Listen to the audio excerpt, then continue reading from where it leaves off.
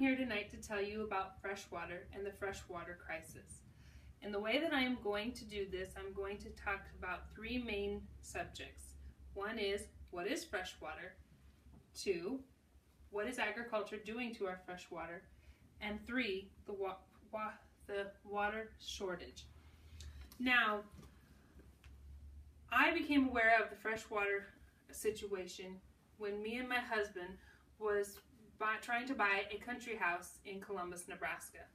One of the requirements from the bank was that we had a water readout on the well that was coming from the well.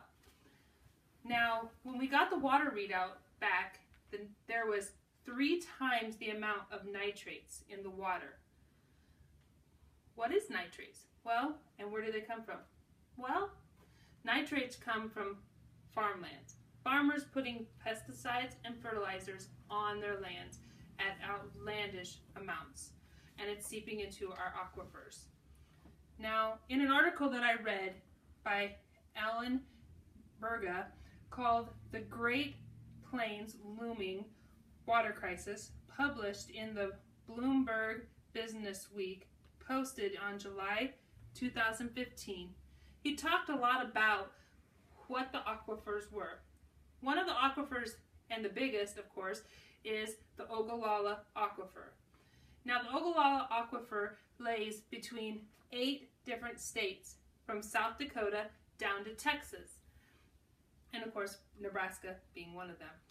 Now, Nebraska doesn't necessarily have to worry about the aquifer running low, because Nebraska is on the higher end of the aquifer. It's very deep. Unlike California, where they're already in a water crisis because of the aquifer being so shallow. Now, in another article that I read, by Ted Janell, posted on September 19, 2016 in Specific Standards, called Irrigation Nation. Mr. Janell interviewed a farmer, it's a Nebraska farmer, and who had a farmland full of crops, who was getting ready to irrigate. Now, he had 160 acres, and just to put 1 inch of water on all of those acres, it would take millions of gallons of water from the aquifer. How long is the aquifer going to last at this point? No one knows. We're pumping water out of the aquifer faster than we are replenishing it. The way that the aquifer gets replenished is through water, snow, ice meltings, and it's just not happening fast enough. Now, Grant Gottlieb posted on KNUC website on September 26, 2016, that living in Nebraska, you just kind of have to get used to the idea that there is nitrates in your water. Now, he had an interview with a farmer that had been testing his water since 1980, and with that, the nitrate levels in the water was already at 12 parts per million. The maximum parts per million should be 10. That was back in 1980. Can you imagine what it is in today? Because of nothing has changed. They continue to put the pesticides and fertilizers on the grounds. Now, how does the nitrate, or how can we change? How can the farmers change? One of the things that the farmers have been looking into is having pesticides and fertilizers that are less active or last longer, so they don't have to put so much on it. Now, pesticides and all that are not the only problem either.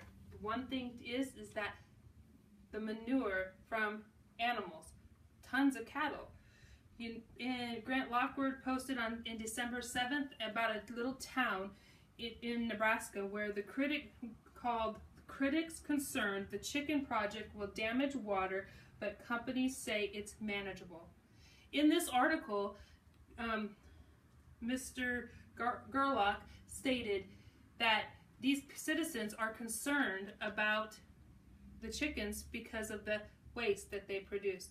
And then the manure is put on the fields, and then it can run off into our rivers and in our lakes. So, what else can we learn from this? We can see that the weather affects everything too. We use more water, irrigation when it's hot. We can see this in an article from the Colorado Independent, where low water is affecting the Colorado River. And in this case, the Colorado people want to divert the water that's coming down from Nebraska. In the end, what I can say is human interaction has caused negative effects with water in the current availability that we have. So why don't we become part of the solution?